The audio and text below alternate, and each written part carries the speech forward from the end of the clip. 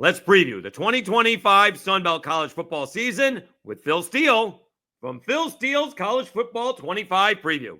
It's Locked On Sun Belt.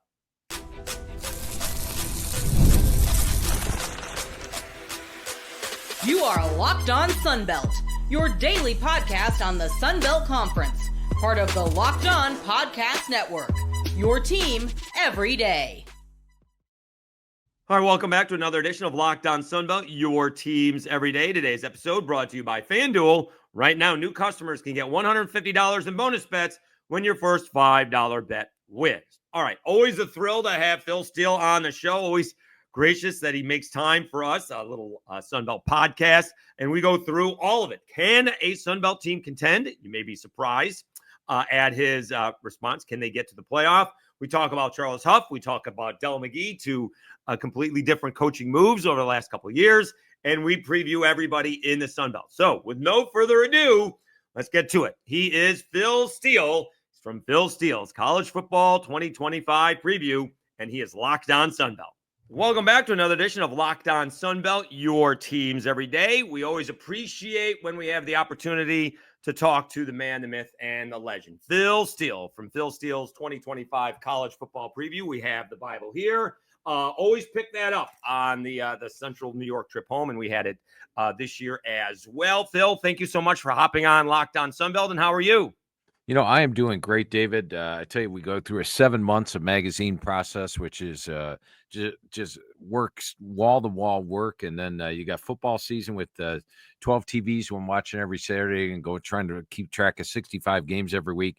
This is my fun time of the year. I'm doing maybe 6 to 7 radio shows a day, sort of kicking back, relaxing. We're working on the FCS magazine right now, but that's and while it's got 2 full pages on every FCS team, not quite as much work. I don't have to talk to 130 head coaches like I do for the FBS.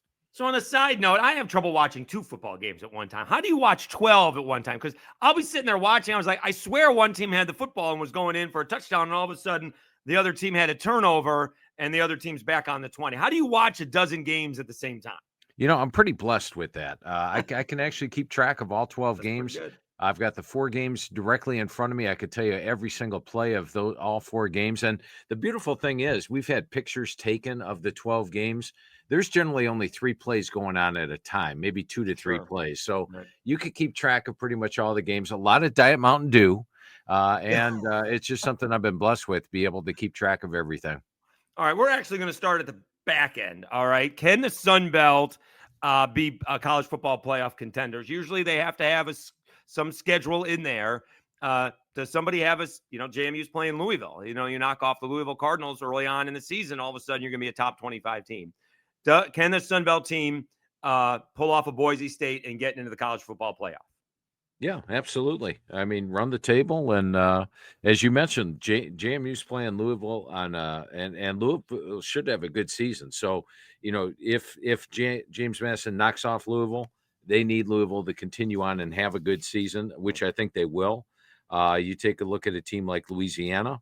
While they don't have they've got Missouri. Missouri should be one of those bowl teams from the SEC. Knock them off. So absolutely, what it would take is just probably an undefeated season, but I think it's possible. We're talking to Phil Steele from Phil Steele's 2025 College Football Preview. All right, so the big story in the Sun Belt, and it has gone on for the better part of 7 months now, maybe 8, was Charles Huff leaving Marshall. That was not a big secret at the time, although I was trying to figure out why, and then you find out he doesn't have a contract for the next season, and then that makes sense. And he ends up at Southern Miss, which was not much of a secret, and he takes half the team with them. Is there another coach that you can remember that changed teams? We're not talking Tommy Tuberville because he changed conferences, but is there another coach that changed teams within the same conference? Because that seems pretty rare to me. Yeah, very rare. And especially with, coming off a league champion team. Right. And, the funny thing is you look at Marshall and you look at Southern Miss this year, there's more players from Marshall's team last year on Southern Miss than there is on Marshall this year. So if you're looking for a team that's going to resemble last year's Sun Belt champ, look more to Southern Miss than to Marshall because there's more players on that team. But no, I can't recall a team or a coach moving in the same league and bringing this many players with them. Yeah. And I've never been so hyped for a game that featured two teams that combined for 3 wins than Southern Miss's home opener playing Mississippi State. I think Jeff Lebby's going to be on the hot seat before September 1st should he lose that ball game, Phil. Yeah, and we've seen Charles Huff pull off some big upsets before.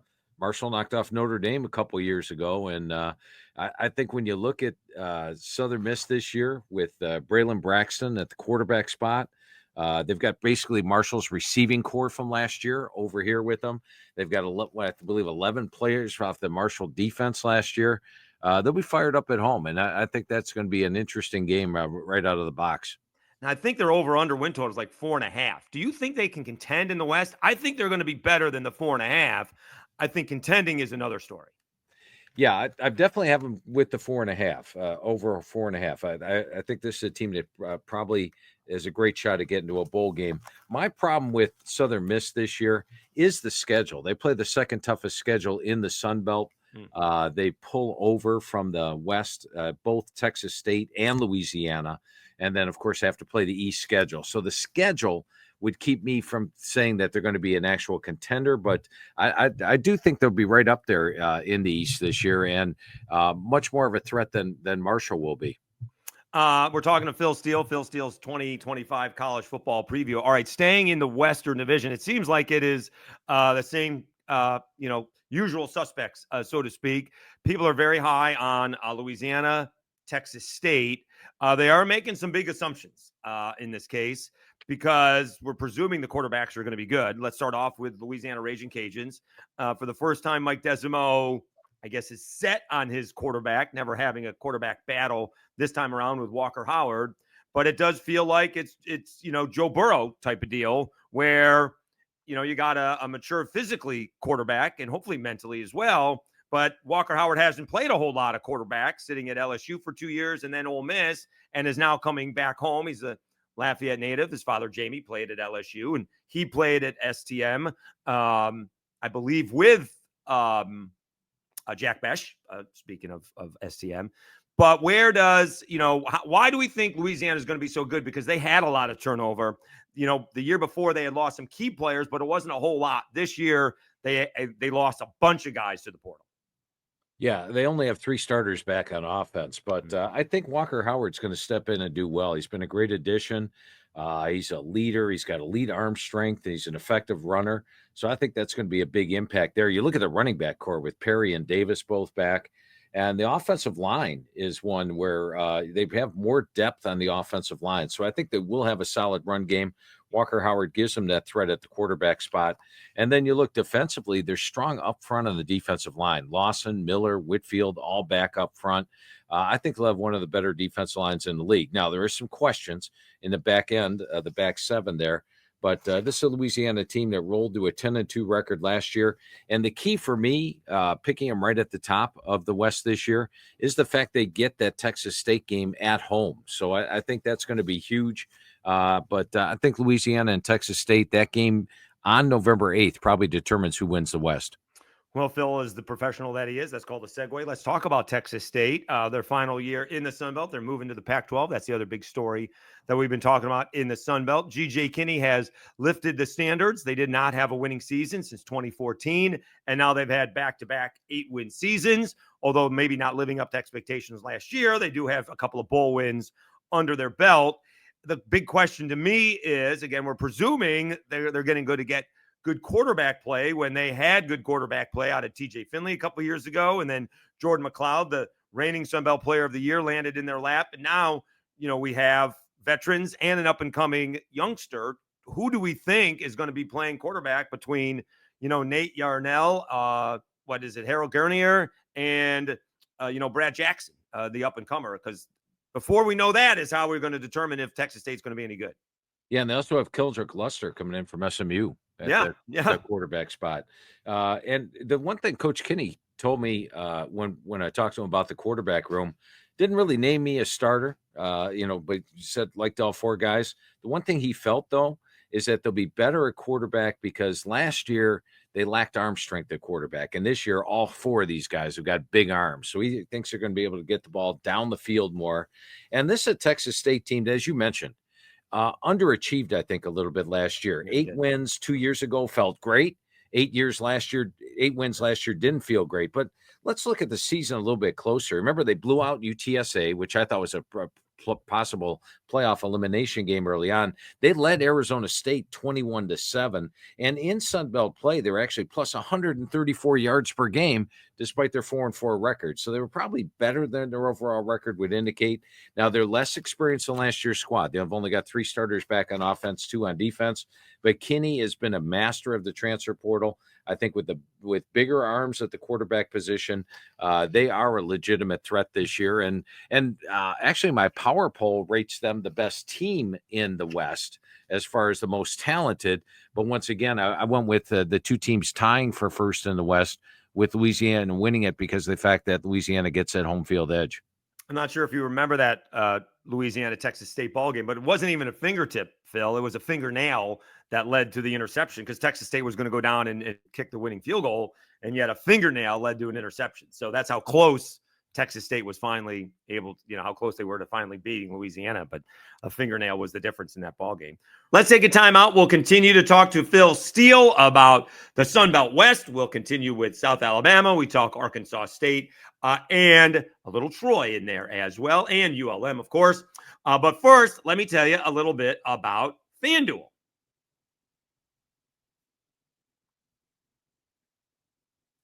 Summer sports are in full swing, and whether you're all about baseball under the lights, golf on the green, or high-stakes soccer action, FanDuel is the best way to make every game more exciting. You're already following the action. Why not make it a little bit more thrilling? With FanDuel, you can get in on the game while your friends are still getting sunburned at the beach. I've been using FanDuel to track my favorite matchups, and the app keeps it fresh with new daily promotions and fun ways to bet.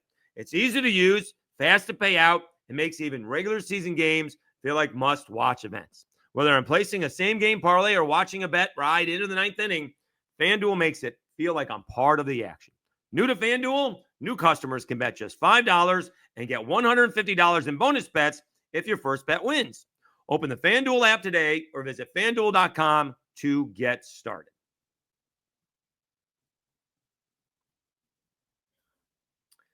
All right, Dave Schultz, Locked On Sunbelt. Let's get back to the conversation with Phil Steele, continuing to talk about the Sunbelt West. We talk about Major Applewhite and South Alabama moving on without their quarterback, Gio Lopez.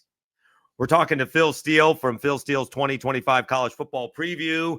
Let's talk a little South Alabama. They did get hit hard by the transfer portal. One you can't blame. Gio Lopez was coming back. I thought he was going to be the best quarterback in the division. He's going to come back healthy. Before the bowl game, he decided he'd come back. And then following spring ball, some guy named Belichick came around offering $2 million per year to go play quarterback for him at North Carolina. And so still people are picking him highly. You have him finishing technically second, in the Sun Belt West. Why do we still like South Alabama? And by the way, I think Major Applewhite did one of the great coaching jobs, winning a bowl game without his starting quarterback, without one of his running backs, and without his big-time wide receiver. So I'm a big Major Applewhite fan. Yeah, so am I. And I've got him in a 3-way tie for third, along with Southern Miss and Troy this year. When you look at South Alabama, they do have running back Kentrell Bullock back, and he's a guy that ran for 832 yards last year. They've got Voisin back at the wide receiver spot. They're bringing in Zach Pyron coming in from Georgia Tech at quarterback. But yeah, that was a big time hit after spring practice. And honestly, I had South Alabama probably rated third alone in the conference prior to losing Lopez, and then dropped them down to tied for third in that one. But defensively, when you look at this team, last year they only had 3 starters back. It allowed just 25.2 points per game. This year they've got 3 starters back again. I think Applewhite will do a very good job with the squad. They do have to play Troy on the road, Texas State on the road. But I've got them getting back to a bowl game this year, and major credit to what Applewhite did last season. Absolutely. We're talking with Phil Steele. Phil Steele's 2025 college football preview. Locked On Sunbelt, your teams every day. All right, let's talk a little ULM. Brian Vincent comes in there, starts off as a ball of fire. They start off 5-2, and then unfortunately lost the rest of the ball games and could not make a bowl game. The conference schedule may have gotten a little bit tougher compared to what they started off with, but they did beat, JMU at home. They had some nice wins. Ahmad Hardy, again, a transfer portal casualty, which you could see coming. And Aiden Armenta didn't have a whole lot of time to throw the ball beyond handing it off to Hardy. What can Vincent do in his second year to try and get ULM to that bowl game? Because I think he did a really good job, really enthused the Warhawk fan base last year in his first year in Monroe. Yeah, I was very surprised that last year they opened up 5-1. It was pretty remarkable, actually, with the only loss being to number 1 ranked Texas. So That's right. it really shows the job he did. Now, Coach Vincent told me that they sort of wore down. They were small on the defensive front last year, and they wore down in the second half of the year. And this year they're much bigger on the defensive front. They've got more speed in the secondary. And, going over the roster with them, I got all pumped up. But all my power ratings still picked them at the bottom of the division, but it's a scary pick at number 7 because, as mentioned, Vincent, I thought overachieved, did more with less last year, and now he does have a better team. You go position by position with this ULM team, and they are clearly stronger than last year's squad. That defense could surprise a lot of folks this year. So while I picked them for 7th, that's more of a saying how deep the West is. I mean, when you've got a team like Arkansas State that's improved their record each of the last 3 years, or, a Troy, which is in the second year, this is a very tough division to play in and much improved over previous years. All right, let's talk about those Arkansas State Red Wolves. Because, Phil, in this day of the transfer portal, forget NIL, it is so big to me to have the same quarterback and the same coach 2 years in a row. And you're basically getting year 3 of Jalen Rayner and Butch Jones. And I would have Arkansas State towards the top of the division. Nobody has that. I am going to go over 5.5 wins for Arkansas State, but nobody has them contending in the West. What am I missing with the Red Wolves bringing Jalen Rayner back for basically starting for a third full season? Because nobody seems to be very high on the Red Wolves. They are plus 2,400 to try and win the Sun Belt. Yeah, you could possibly have something there. As you mentioned, Rayner back, and then how about Cross back at running back as well? He's averaged 5.5 yards per carry. They got Corey Rucker, who's going to be one of the best wide receivers, one of the best players in the league, 1,000-yard receiver. Now, my questions would be the offensive line, which loses a lot, and then defensively. And last year, if you watch this team, they were minus 61 yards per game in Sun Belt play and had 7 close wins. Now, I do an article every year in the magazine about close wins, close losses. And if you win all those close games, odds are you have a weaker record the next year. So those were factors that had me picking them where I did. But I can definitely see your point there, David, because as you mentioned with Rayner, Cross, and Rucker, that's a pretty potent trio at the offense. So what I liked about Jalen Rayner is that he won those close games last year, which is the year before he really didn't. He sort of panicked when he didn't play well and sort of forced it in year 1. Now in year 2, he wins those close games. Now in year 3, for lack of a better phrase, I want to see him be more consistently great. Like, let's not be in close games. Let's play good from the get-go. Whereas instead of trying to have the winning touchdown in the fourth quarter with 10 minutes to go, we're trying to go up by 2 scores, and we're going to win the ball game by taking a knee at the end. Yeah, and I'm surprised at that 5.5 total, especially after they won 8 games last year. Yeah. I'm gonna be all over that, Phil. We'll see how much money I can make on that one. All right, wrapping it up in the West with Phil Steele. Phil Steele's 2025 college football preview. Jared Parker and Troy. I thought he did a pretty good job last year, Phil. I know they didn't. They actually finished pretty well. I think winning 3 out of the last 4. I'm much more of a reasons guy than excuses guy. They were down to not their backup quarterback, but their third string quarterback in Matthew Caldwell. Goose Crowder got hurt right away. And it's going to take a minute or two for your third string quarterback to figure out what happened. And they did. They gave Arkansas State a run for their money. I think they beat Georgia Southern, and they finished up very strong. At the beginning of the season, and forget about the light through the tunnel. They couldn't see the tunnel, and then they were through the tunnel. Like you said, it's a very tough West. What do we see for Troy this year in Jared Parker's second season? Yeah, definitely. I think there will be some momentum from last year's finish. As you mentioned, it went 3-1 down the stretch. The amazing thing to me is over the last 4 games, Troy put up 37 points per game and 450 yards per game. And they've got 5 starters back this year. Now, they do lose a 1,000-yard running back and a 1,000-yard receiver. But I like Trey Cooley coming in from Georgia Tech. I think he's going to be an X factor here in the offense. Could be one of those 1,000-yard rushers. So keep your eyes on him this year. And Peyton Higgins is back as well. Plus, they add in Thomas coming in from Georgia, which I think is a big-time pickup. They've got one of the best offensive linemen in the league in Matt Henry and a veteran defense. So I think when you looked at Troy coming into last year, I thought it was going to be a major step back for them coming off an 11-3 season with just 2 starters back on offense, 2 on defense. I thought Parker did a good job after losing early to Memphis and Iowa and opening up the season just 1-7, keeping the team together, going 3-1 down the stretch. And I think that's going to make them dangerous in the West. This is, remember a couple of years ago, there was the East and there was the West, and the West was clearly the weaker division. Right. I think the West has been making big strides, and it's tough to find that weak team in the Sun Belt anymore.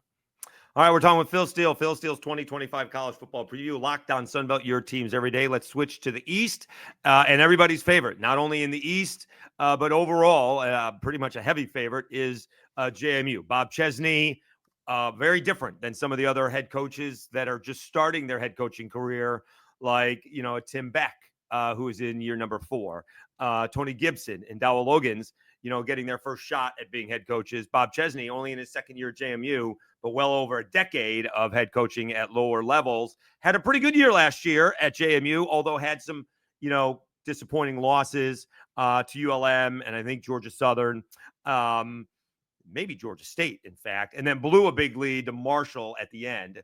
Why are you so high? And you're not the only one who's high on JMU this year. They do get the QB, former Holy Cross QB, so he's familiar with Bob Chesney, Matt Sluka, transferring in from UNLV.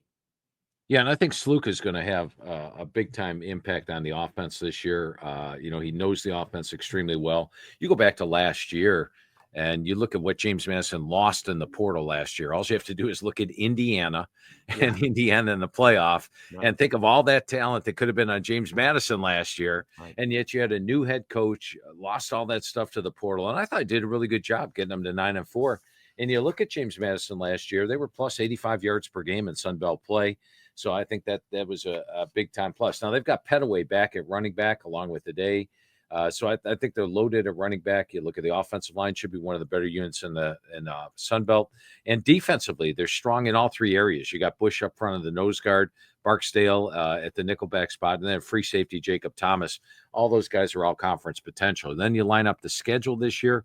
They do have to play Texas State on the road on a Tuesday, which is one of those tough crossover games. But they're going to be favored in all the other games, and that one I rate to pick them. If they can somehow knock off Louisville early on, I think this is a team that is a legitimate contender for that playoff spot. I think you're going to see a much improved James Madison this year. Let's take one more time out. We'll come back, wrap up our conversation with Phil Steele, previewing the rest of the Sun Belt East, starting off with Georgia Southern. Can they, along with ODU, having their quarterbacks back, contend for a division title and play for a Sun Belt championship? We'll do that right after I thank everybody.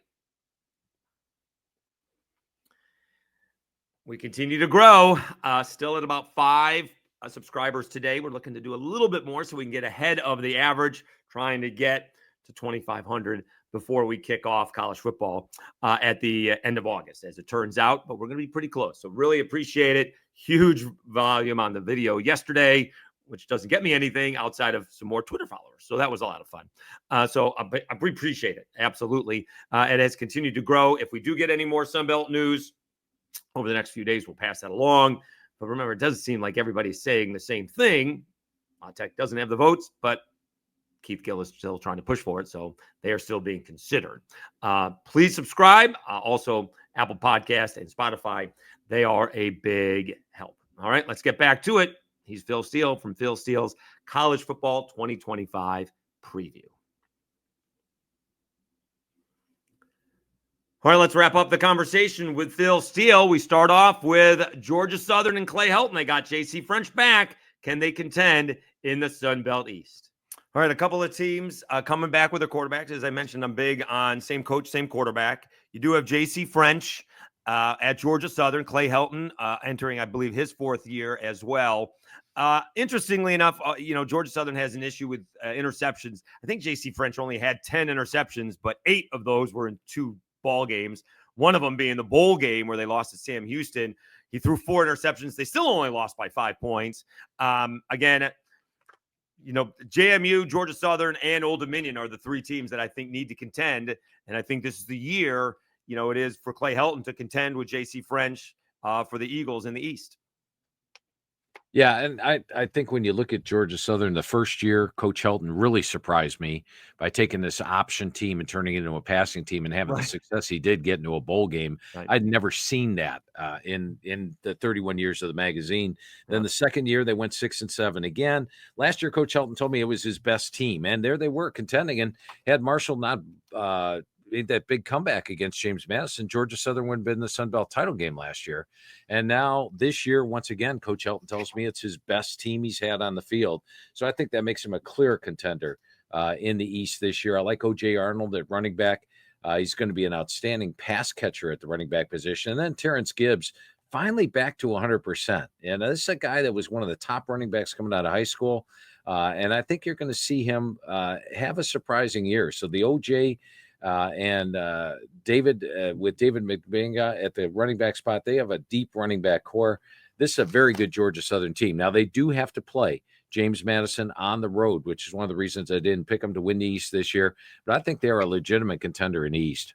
All right, let's talk about Ricky Ronnie and ODU. Technically, Ronnie is in his 6th year at Old Dominion, although due to COVID, they didn't play at all in 2020.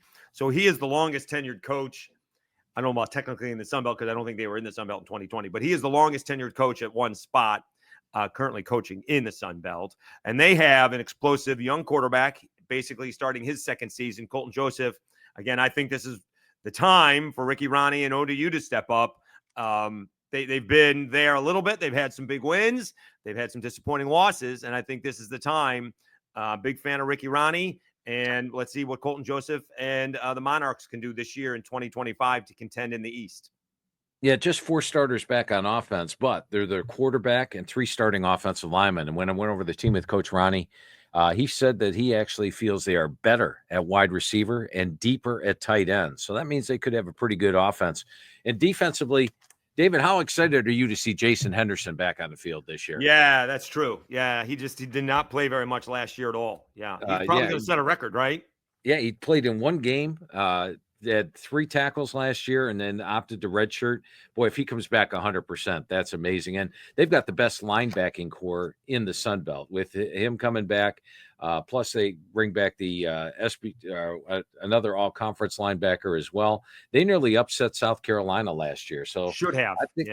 I think when you look at Old Dominion, this is Ricky Ronnie's best team he's had here, and they are a legitimate contender in the East. For them, they do play Georgia Southern and James Madison, both on the road this year, which is why I picked them in 3rd. It's tough to win at those 2 spots. All right, one of the guys who hasn't been able to settle on a quarterback in now going into year number 3, I believe, is Tim Beck at Coastal Carolina. Had a couple of quarterbacks, started with Grayson McCall and had 2 quarterbacks last year. Now on, 3rd year, 3rd quarterback type of situation is Tim Beck. And he's done a pretty good job at Coastal Carolina, and got to give a big shout out to Tad Hudson because he didn't take a snap last year and played actually okay in the bowl game, but they got blown out at home. But he took all the questions post game, and none of it was his fault. What about Coastal Carolina in year number 3 for Tim Beck? I had an interesting conversation with Coach Beck where I started. I said, last year, Coach, you had 67 new players on the squad in your 2nd year, but at least this year, now you're in your 3rd year, we're more stable. And he said something like, well, this year, Phil, we've got 68 new players on the squad. So this is a team in transition. And the one thing he stressed to me was that they've tried to make it both the offense and the defense simpler because he realizes this is an every year thing. They're going to go through 68, 70 new players every year because if their players become good, they're going to get plucked by the big boys. And naturally, there's a lot of transition. So we're going to see how those simpler systems do this year. But I like the talent they've got at quarterback. I think with MJ Morris and Emmett Brown both there, they've got 2 capable QBs. They've got good talent throughout the unit. And Coach Beck's doing a solid job. They only have 3 starters back on defense. They do lose 33 lettermen from last year. It's another big transition team. But I think they're in contention for a bowl game for sure. Talking with Phil Steele, Phil Steele's 2025 college football preview. Couple of more minutes, Locked On Sunbelt, your teams every day.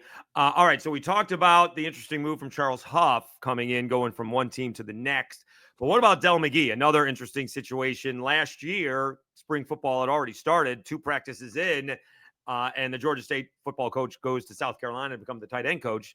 Del McGee's got to put his staff together quickly, changes the whole thing for this year. Had the number 1 recruiting class. I still think it's going to be tough to contend. I look for improvement, kind of that ULM improvement, and then really look for them to contend in the East in 26. What do you think for Georgia State in 25, Phil? Yeah, I think you hit it right on the head, David.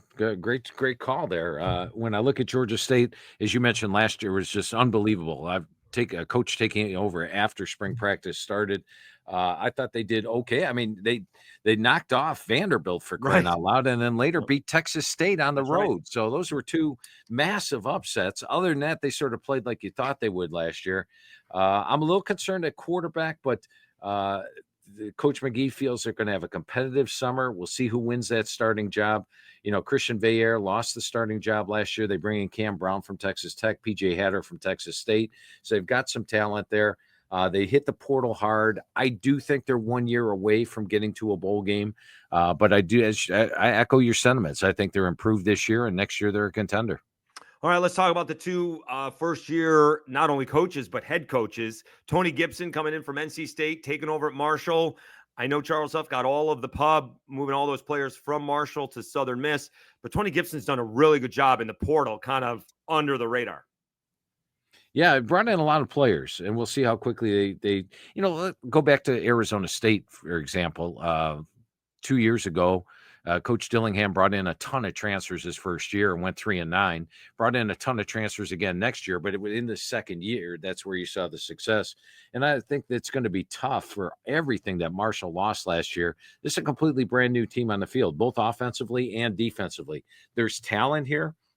But the one thing I looked at, David, when I was going through the magazine, is there is something to be said for cohesiveness and, teams that return a lot of players from the previous year. You look at last year, Army and Navy didn't have a lot of portal players, had better than expected years in the American. Clemson won the ACC. Iowa State was in the Big 12 title game. These are all teams that didn't really use the portal, had a lot of players.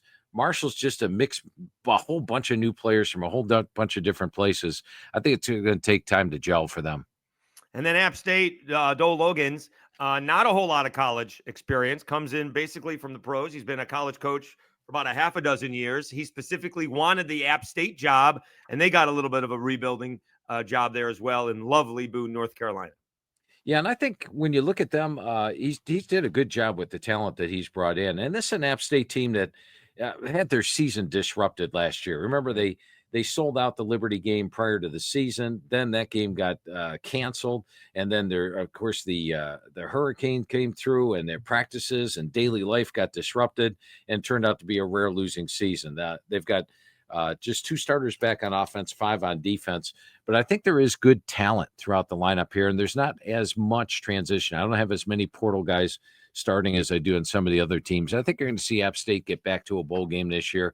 And their defense, which last year regressed to allowing 412 yards per game, 32.9 points per game. David, when the hell's the last time you saw an App State defense do that? Right. I think they'll be back to normal on the defensive side of the ball. I like the size that he brought in on the defensive line. So I look for a much better year for App State this year. He's Phil Steele. Phil Steele's 2025 college football preview. Always the Bible. Always love having you on. I know you go on some major college radios or major radio stations across the country, major podcasts. Always appreciate you coming on. You know, our little podcast over here, Locked On Sunbelt. Continued success, Phil. Thank you so much for hopping on and really appreciate your time. Thank you so much. Hey, I always enjoy talking Sunbelt football with you, David. It's a lot of fun. A lot of the radio stations I do, we only talk the top teams. So it's always good to get in depth with these. And just a quick note, the magazine's only available at Barnes & Noble and Books A Million this year. So head out to those places before they sell out, Barnes & Noble, Books A Million, or go to philsteele.com. And when you go to philsteele.com, I'm going to charge you a shipping charge. But we also give you the digital magazine absolutely free. And the digital magazine, we update all the way through September. So Barnes & Noble, Books A Million, philsteele.com. And always love talking Sunbelt football with you, David. Thanks, Phil. I picked up my magazine at Barnes & Noble's in DeWitt, New York. So that's where I got it, right outside of Syracuse. Thanks, Phil. All right. Thanks, David. Great talking to you again.